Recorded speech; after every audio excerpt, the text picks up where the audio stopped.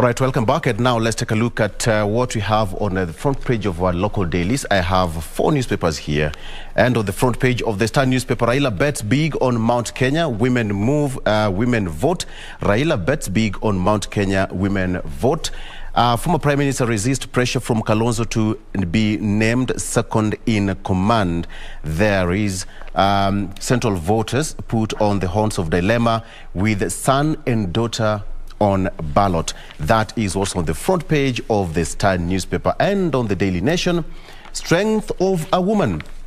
With the nomination of Raila Odinga yesterday to his running mate Martha Karua, the Iron Lady of Kenyan politics who ran the country's justice ministry during one of its most trying periods, now stands a credible chance of being only a heartbeat away from power. That's what's on the front page of the Daily Nation. Me too. Kalonzo's last-minute entry to presidential race. As that was happening yesterday at the KICC, Wiper leader Kalonzo Musyoka also quit Azimio and named Andrew Sunkuli to be his running mate. We'll be looking at that later on. On the front page of the Standard, rise of the Iron Lady. Azimio presidential candidate Raila Odinga picks Martha Karua as his running mate, cementing the ticket's reformist credentials, experience in running government, and quest for gender balance. The hard part begins. Amazing. All right, setback for Kindiki, and he says that he's still backing UDA, but yes, he's quit politics, for at least for now. And lastly, on the People Daily, Karua lights up Raila ticket. Azimio presidential hopeful Raila Odinga stands on the verge of history after naming quote-unquote Iron Lady and human rights defender as his choice for DP in State House race as they prepare to square it out with Ruto and his ally Rigathi Gachagua. I want us to get more details from my guest in studio. I have got Honorable Dalmus Otieno, who is a former minister and also running for the gubernatorial ticket and seat in Migori County. Mheshimiwa, welcome to the program. Thank you, Victor. And thank you for coming.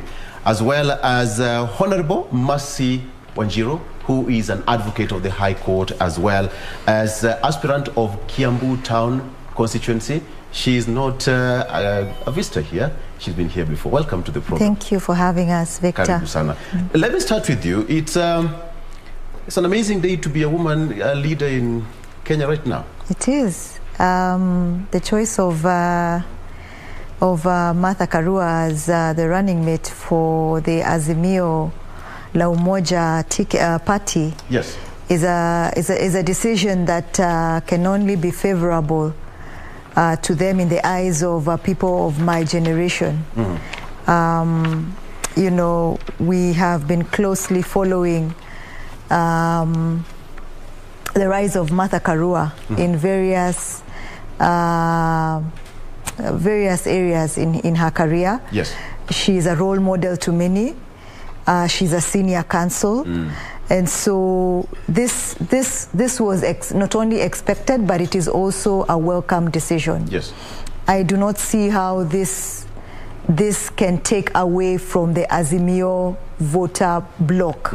It can only add to it, which was a very good decision, a very good move for the Right Honorable Raila Odinga to take at this particular position. I also tend to believe that this has also made a positive impact on the previous position that we have seen in terms of voter apathy. Yes, where people were not very excited to vote this time around. They now have a reason to go and make history in August 2022. So we welcome the idea. I personally, regardless of which political party I support, I welcome the idea that Martha Karua has broken the ceiling for many young women in this country. And now what has happened is that she has expanded the citizens' imagination of who should be at the leadership helm. All right. Mheshimiwa, let me get your opening remarks. This completely changed the narrative from what we saw a day before on Sunday from Deputy President's choice of Rigathi Gachagua. Everybody is now talking about Martha Karua being at the center of everything now? Victor, you realize that in these appointments, you look at the personal capacity of the appointee. Yes. And then the representative position that comes with that appointment. I've worked with Martha for a long time, and I've all along known that it was overdue. Martha should have been in this kind of position. Yes. She has always been issue-focused, and she had the ability to articulate on any issue she decided to push forward. What has been missing in our case is building teams, so that she was seen almost like focusing on herself. Yes. And that has kept her as a strong leader on her own. She would have to change and think in terms of team building. Raila is a team builder, a great mobilizer, a unique gift to bring together a large number of followers. So their combination should go a long way this time in strengthening the leadership on the issues which they will determine for Kenyans. Right. Right. You've said, Wakili, that, you know, you are a different political divide, yes, but it's a win for women in the country, because when you look at our neighbors, we have got Suluhu in Tanzania, we have got Ethiopia president who was here during President Mwai Kibaki's memorial service, we have got deputy president who is a vice president in Uganda, and Kenya almost 60 years later, this is almost a heartbeat away from presidency. Absolutely. I mean, it has been a long time coming, and it's unfortunate that you know, Martha has had a career span of almost 40 years, if I'm not wrong, that it needed to take her this long to be recognized and invited to the table. Yes. But I think that even Kenya being an upcoming democracy, we were psychologically prepared by what has been happening globally. You will remember very recently the choice of Vice President Kamala Harris, yes, which was positively embraced globally. And if you were to put these two figures side by side, there's very, very many similarities to the two. Yet, I think that Kenya was psychologically prepared. Right. That's what I can say. Kenya was psychologically prepared for the choice of Martha as a running mate. So this can only have been a positive move for Azimio la Umoja. Yes. And Mheshimiwa, you know, when you have got Martha Karua coming from the mountain, and we also have Rigathi Gachagua coming from the mountain, President Uhuru Kenyatta is also exiting, coming from the mountain. This must be a double luck for the mountain, much as we're talking about the vote-rich region. You know, our politics is substantially still based on communities. And the mountain region, as you know, has the largest block of voters. In political strategy, having the mountain as a partner is actually critical in swinging the votes in your favor.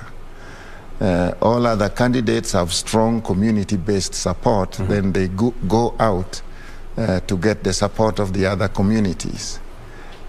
Given the current distribution of voter strengths in the whole country, any candidate would try to do his best to reach the mountain. So the mountain was unavoidable? It was unavoidable, and if Raila made the mistake of not having a strong representative from the mountain, he would already have pronounced himself out of the race.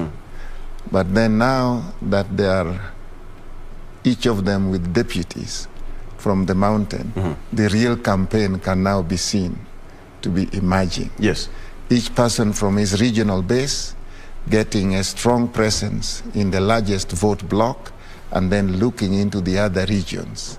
So the competition is going to be intense, and possibly here is where a candidate like Martha would be a big asset to the Azimio team, because she has the capacity to reach out in terms of issues to all the regions in the Republic. She has the stature, the integrity, and the kind of support you expect, largely from the professional groups who consider issues in determining who should be the next president. Right.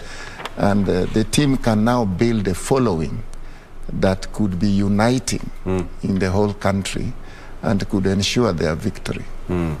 Wakili, paint for me a picture on what the campaigns would look like moving forward, because it's now bare knuckles. As from yesterday, it's now all over. IBC had their deadline yesterday for all the presidential and governor. I hope you also know, submitted your running mate. I did submit. Did you pick a woman? Blow your bubble right now. The structure in Migori is slightly different. Yes. Migori is almost multi-ethnic. Right. We have the Luo as the larger grouping. Then we have the Kuria. Then we have the Suba. Right. Then we have the Maragolis. And then residents who would be Kisis, Somalis, Kikuyus, and so on. So when you are looking at a deputy, you have to look at the representation issue. Yes. And in the case of Migori, a strong representation from the Kuria community is literally paramount. So my deputy is from the Kuria community. All right. Mr. Maneno. All right. Mikwabe. We will talk about Mr. Maneno and you later on when you come back to Migori County. But give me a picture of how the campaigns would be. The slogan. We talked about, we've seen the memes, Kenyans being Kenyans. You know, the memes and the initials of the names. But the kind of campaigns that we are yet to see, now that is now game on. Yes. Now all eyes are on the running mates. For the past couple of months, recent months, we have been gauging the two principles, but now all eyes are on the running mates. We are yet to really understand who Rigathi Gachagua is, for example. And so he needs to come back even to the Mount Kenya region and tell us who he is. Yes. And why he is justified as the UDA candidate for vice president. So all eyes are now on the running mates, and a lot in the future will dictate, will cement the people's decision on who they are going to choose, depending on how these two running mates are portrayed to the public. It seems like most of the candidates were waiting to pick their running mates, because from the way you were speaking, it's like all the aspirants and their running mates, the whole thing for you to pick a seat to win a ticket was all pegged on a running mate, a choice of a running mate. Absolutely, absolutely. I think that it could only have tilted in favor or against. Yes. Or at the very least, it ought to at least level your chances, but not put you at a disadvantage. So the choice of running mate was highly anticipated, and so you only had to choose a person who could only add votes or allow you to remain as such. Yes. But not to take away from your voter block. So people are really anxious to know who are these two principles, so that they can cement their decision on who they are going to vote come August 2022. Okay, you know, I'm bringing that conversation because Mheshimiwa here also played that key role in picking his running mate. What are some of the processes behind the scenes that maybe we may not be aware of on your choice of a running mate? Because you said, first of all, you have to look at the ethnic balance, you have to look at the numbers, you have to look at the history, a mobilizer, somebody with an experience. What are you looking for? First, you would have to look at the personal capacity of the individual to be able to support service delivery. Yes. So that personal capability is the first point a candidate looks at when he's trying to determine who is the suitable running mate. Then the next is the representative aspect, where you look at, is there a vote block that would come with the running mate? Yes. And what is the capability of the running mate to swing a vote block in support of the candidate? Yes. So it's on the basis of the two: personal capacity in terms of service delivery, in terms of contribution to the manifesto implementation, and then the vote block, which is the political side of the decision. So the two put together will determine who is the appropriate running mate in the particular electoral area. Right. You've worked with Martha Karua before, Honorable Martha Karua. Yes. How do you describe her? A gifted, forthright, focused public officer. When she was Minister for Constitutional Affairs, she was able to set the agenda and keep us as a team focused on the reforms that were necessary. Yes. And she did it very effectively because she had the capability to articulate on issues as clearly as possible and made decisions very easy to make out of that kind of presentation. I would say Martha is always focused on results that are necessary in the circumstances. So as it is, I'm sure she will stay focused on the issues that the Kenyans would like to see solved. It was mentioned that there are still constitutional reform processes that may be addressed. Of course, we said some 20% of the constitution will have to be looked at again. Yes. But that doesn't need to be a very urgent agenda because we may not do all of it at a go. But to be able to pick at particular issues in the constitution that need to be looked at, you can be sure Martha is the person who will focus exactly on what is overdue for consideration at any particular time.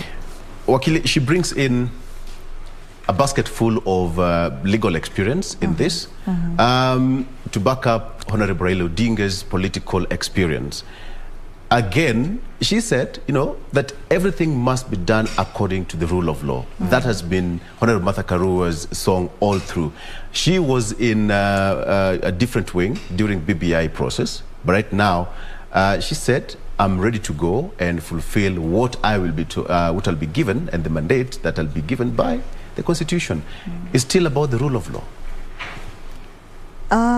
It always is about the rule of law because we are a country that is governed by primarily the Constitution and other statutory instruments. So it will always be about the rule of law. But on top of what Moshimu has said, I think that the choice of running mate is also about a person's personality and their leadership style. And Martha has always come out as a person who is a linear kind of leadership, a leader. So the question now is, will she be able to be flexible enough to embrace not just the political aspect of, not just the rule of law or the legal, her legal background, but also the political aspect of governance. So this is what people are keenly looking at. And I want to imagine that what Mheshimiwa was talking about is very true, that in the past, people have always seen her as a rigid player. Yes. And so hence the hesitance to bring her to the table.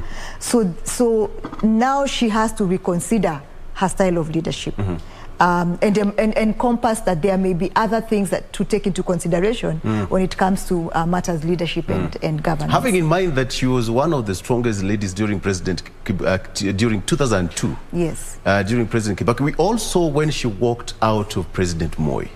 Something which was unheard of, and Mheshimiwa probably will tell us because he served during President Moi's regime, how tough that regime was. But bringing that point of now Martha Karua now toning it down and packaging herself as a different kind of a person, perhaps this is bringing a different person that nobody thought that she would be.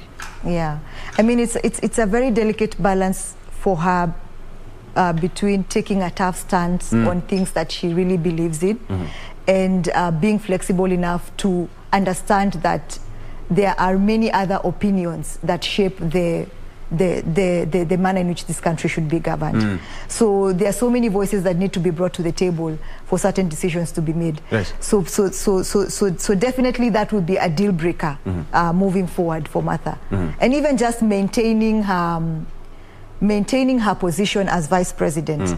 Everyone is looking at whether the public's previous perception about her will affect this opportunity that she has been given. Yes. Yes.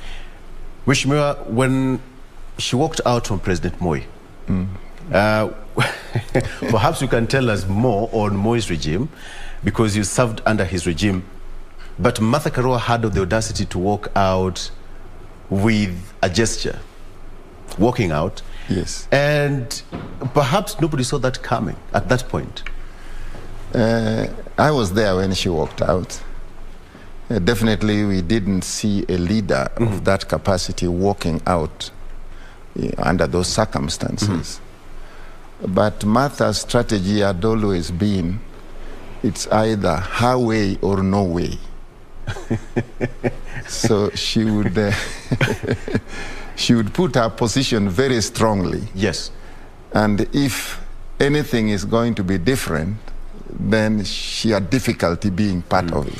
What was the situation for those people who might not understand why she walked out of the convention then?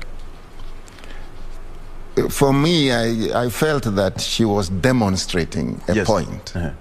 That I don't like the direction things are taking, and I'll demonstrate the strength of my dislike.